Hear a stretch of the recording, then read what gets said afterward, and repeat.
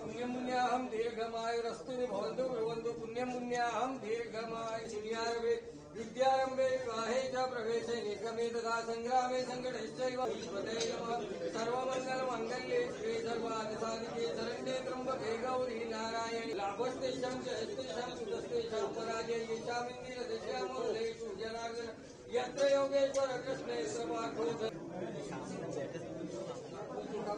गन्धाक्षतं समर्पयामि।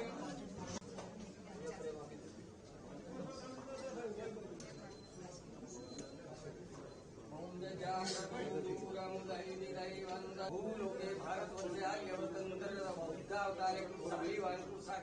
मासानां उत्तम मासे पुण्य पवित्र मासे अश्विन मासे कृष्णवत्से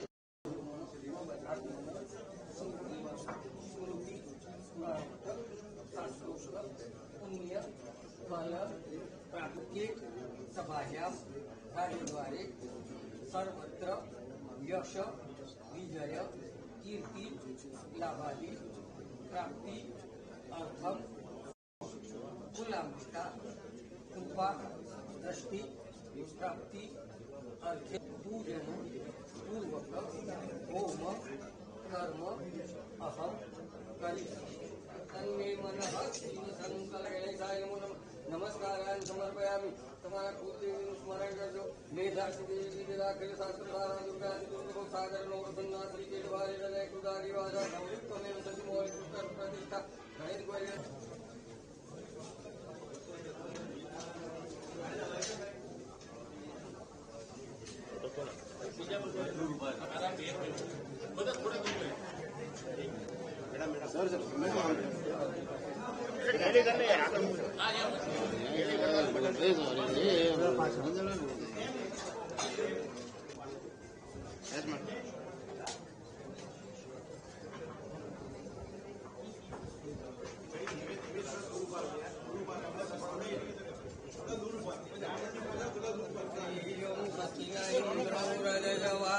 स्वस्तिना पूषा विश्ववेदाः स्वस्तिरन्तारश्वस्ति नो बृहस्पति दधातु प्रखलज्वाः मरुतः शुभञ्जा भानु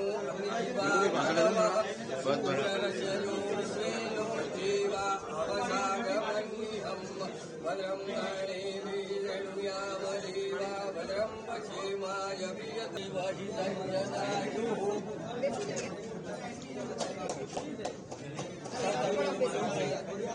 सतमिन्दु शरदो अष्टिदेवा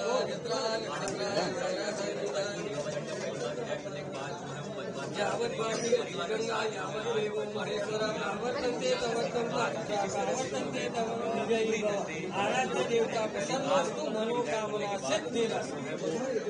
ओम नमः पार्वतीपते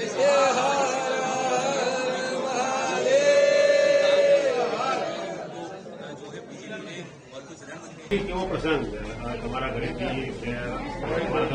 તેની પર ટિકિટ મળી ધારાસભ્ય હવે મંત્રીમંડળમાં સેવા કરવાનો મોકો મળ્યો? નહીં, બહુ જ ખુશીની વાત છે કે રીવાબાને જે આ ઓપોર્ચ્યુનિટી મળી છે એ બદલ મને ગર્વની વાત છે કે આ જગ્યાએ આવનારા દિવસોમાં ગુજરાત સરકારમાં સારું કામ કરે અને જ્યાં પણ એમ કે જે જરૂરિયાત લોકોને જે પણ જરૂરી વસ્તુની જે કોઈ ગુજરાત સરકારમાં એવું ન ખામી રહે કે જે સામેવાળા કોઈ પણ એવા ડિપાર્ટમેન્ટમાં કાંઈ પણ ઓલું થઈ શકે તે બદલ ખૂબ ખૂબ હું એમને શુભકામના પાઠવું છું અને તમામ બીજા પણ મંત્રીઓને જે આ કેબિનેટમાં એમને પદ મળ્યું છે એમને પણ ખૂબ ખૂબ શુભકામના।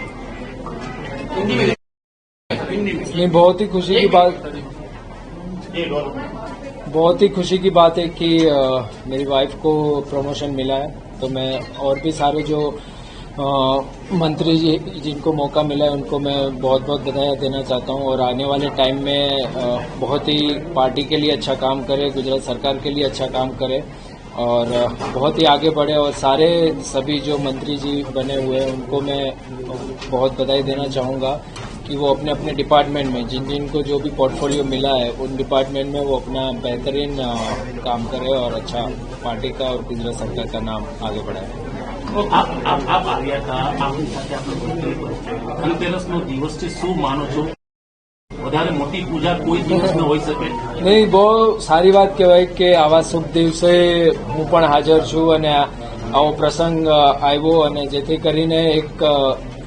ગુડલક હું માનીશ કે આખું પરિવાર સાથે છીએ તો આનાથી વધારે ખુશી તો ક્યારેય ન હોય. બાપુ, ગુજરાતનું ભવિષ્ય ઘડવાનું બાના હાથમાં આવ્યું છે કે શિક્ષણ આપવાની વાત છે. મેં બાને પણ એક પ્રશ્ન કર્યો હતો ને આપને કે એ પણ પોતે મહિલા છે, આપણા ઘરે પણ દીકરી છે, ખાસ દીકરીઓના ભણતરની જયારે વાત આવે તો આપ એમનું પીઠબળ કેવી રીતે બનીને રહેશો? કારણ કે એક મોટી જવાબદારી દીકરીઓના સ્વાભિમાનને લઈ અને એમના શિક્ષણને લઈને એક જવાબદારી આપેલી. જવાબદારી તો હરેક ક્ષેત્રમાં હોય જ, પણ આ શિક્ષણને લઈને જે આપણે ગુજરાતમાં ઘણું બધું ડેવલપ અને ઘણું બધું સારું કરવાની મને એવું લાગે જરૂર છે, કેમ કે આટલા વર્ષોથી ગુજરાતનું જે શિક્ષણ છે એ હજી આપણે કેમ વધારે ને વધારે સારું કરી શકીએ એ મુદ્દા ઉપર ધ્યાનમાં રાખીને મને એવું લાગે છે કે જે જવાબદારી સોંપવામાં આવી છે એ બહુ જ સારું કામ કરશે અને જેટલું ગુજરાતનું જે શિક્ષણ છે જેટલી ઊંચાઈએ લઈ જાય એ ઊંચાઈએ લઈ જવાના પૂરેપૂરા પ્રયત્ન કરશે. કઈ ખામી લાગે છે તમને